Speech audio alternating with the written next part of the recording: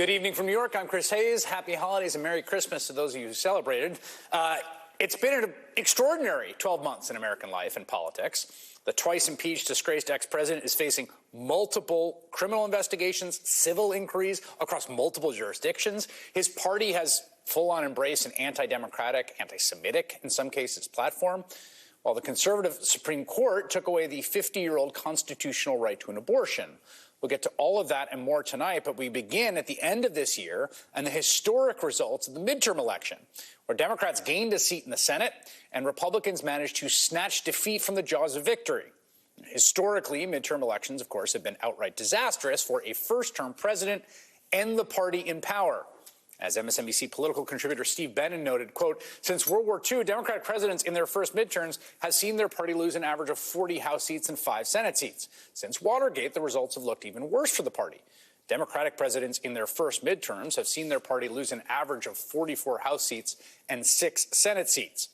Many political observers on both sides of the aisle were expecting a political bloodbath on the level of, say, 1994's Republican Revolution, for instance, when Democrats lost 52 House seats and 8 Senate seats during Bill Clinton's first term, or the 2010 Tea Party wave, when Democrats lost a whopping 63 House seats and 6 Senate seats during Barack Obama's first term.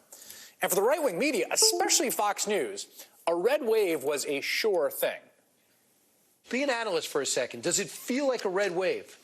It feels like a red wave, Brian. You know, your predictions of a red wave are accurate. Somebody made a surfboard, said the red wave is coming. Red wave rising. That red wave that I'm convinced is coming. The reports I'm seeing show a big red wave coming. Sleepy Joe just guaranteed a red wave in Pennsylvania. There's a lot of energy on the ground. You probably hear the rally in the background right now. We think we're going to have a big red wave in Michigan. Wow. Democrats are bracing for the worst-case scenario, a red tsunami. We are officially on a red tsunami watch. Sean, we're going to see a red tsunami. Red tsunami grows. That means red tsunami. And we're not just going to see a red wave. We're going to see a red tsunami. Poverty, joblessness, critical race theory, crazy gender ideology in our schools. We are going to see a red tsunami. And lastly, your prediction for tonight. I think we're going to have a red wave. I think it's going to be maybe bigger than anyone thought. On Tuesday, we will be part of a big red wave that says enough is enough. Up next, Elon Musk ready to ride the big red wave. Elon Musk tweeted massive red wave. Massive red wave. Massive red wave. Massive red wave. You're about to see a red wave that makes day after tomorrow look like nothing. That's going to be responsible for the red wave. I think the red wave that's coming is going to be like the elevator doors opening up in The Shining.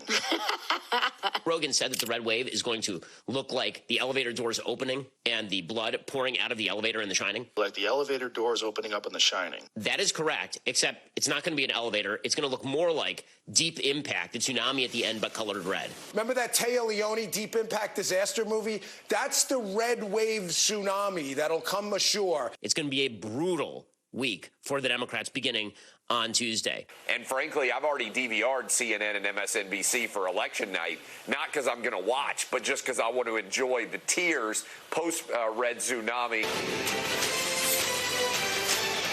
What happened to the red wave, Congresswoman?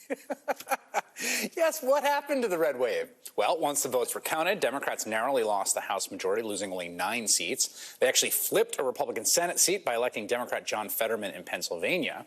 But there was still one chance for Republicans to try to claw back something, the Georgia Senate race between